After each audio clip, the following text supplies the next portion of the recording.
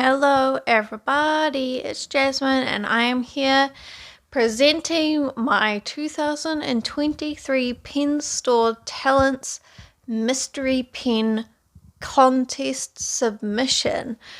So this I sent in a couple of weeks ago for the deadline, and they are announcing the winner sometime sort of near the end of this month. So personally I was quite surprised that it was going to take such a long time, but that's why I've sort of waited to put this video out there, because then when we find out who does win, it's going to be me. Then I can put that in a new video and it won't be such a big jump from you guys seeing the time lapse of the work that I did and to finding out the winner.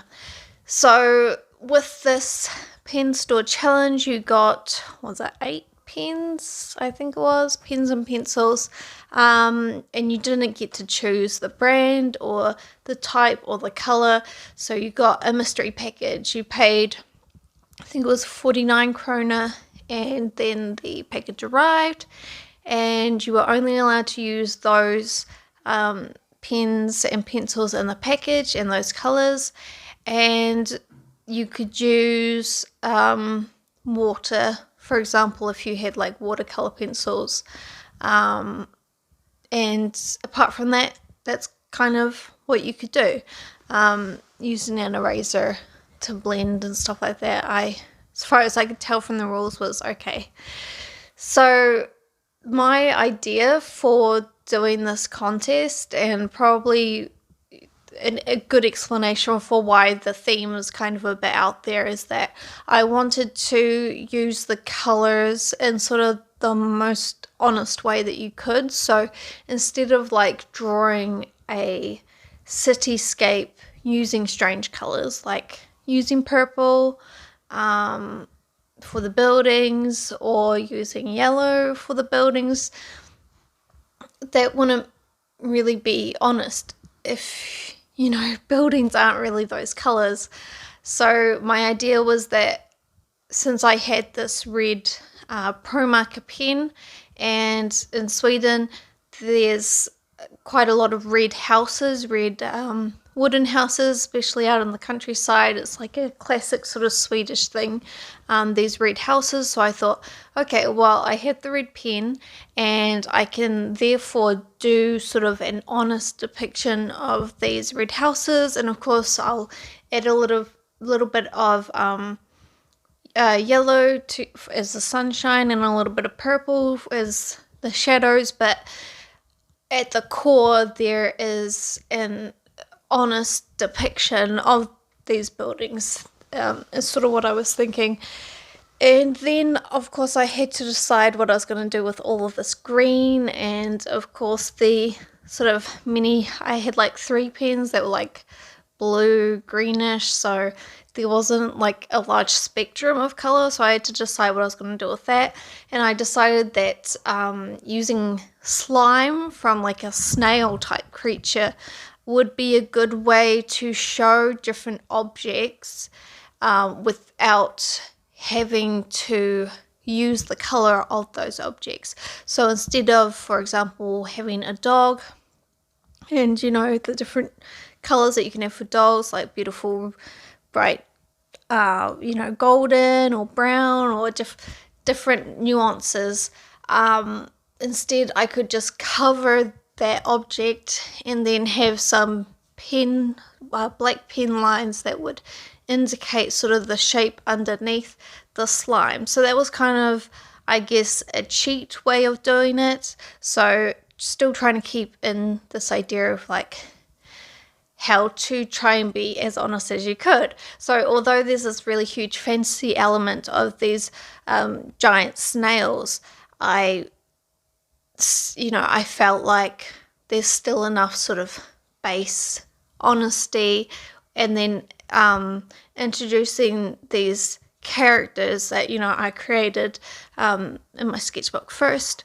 that I could still sort of fill that criteria, but also bring in something that would be really funny and interesting, and would be a way of having a picture that you feel like the longer you look at it, the more you see.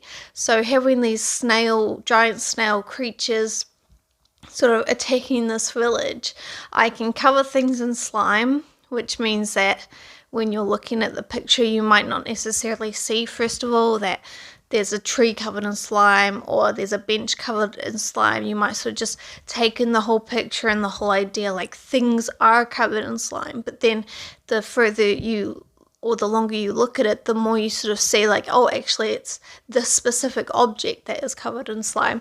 And then sort of noticing that, and then it being a much more in-depth experience of the drawing, instead of just seeing it and all the information just comes at once and then you move on to the next drawing. So that was my idea, and I think that it worked out really well. And because I wanted a lot of details for people to be able to look at, I then needed to make the actual composition quite large.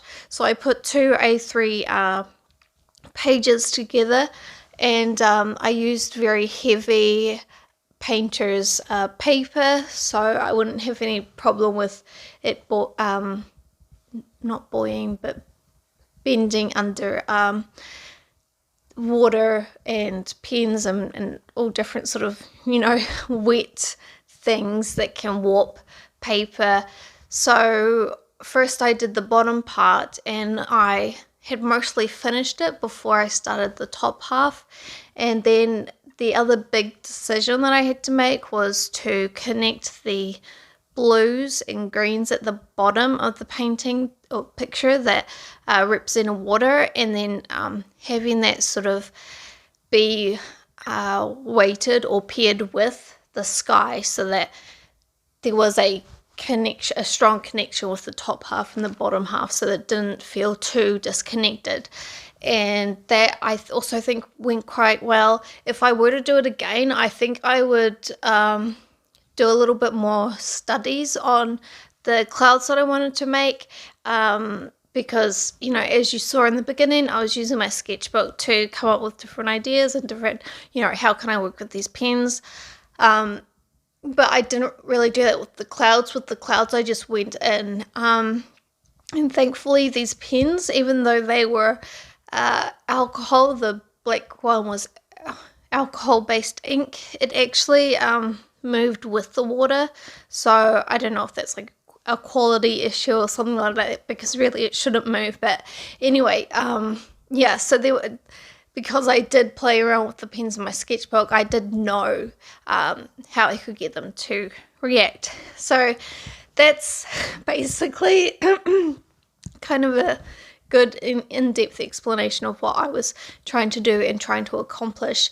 And I hope you guys really enjoyed the artwork itself, and hopefully I will win. I don't know if I will, but I do feel like I did really think through the whole project, and that means that I do feel quite happy with the final looks. So yeah, let me know what you guys think in the comments down below, and I will try and respond to your comments if you have any questions and things like that. But apart from that, I will see you all next time. Hey door!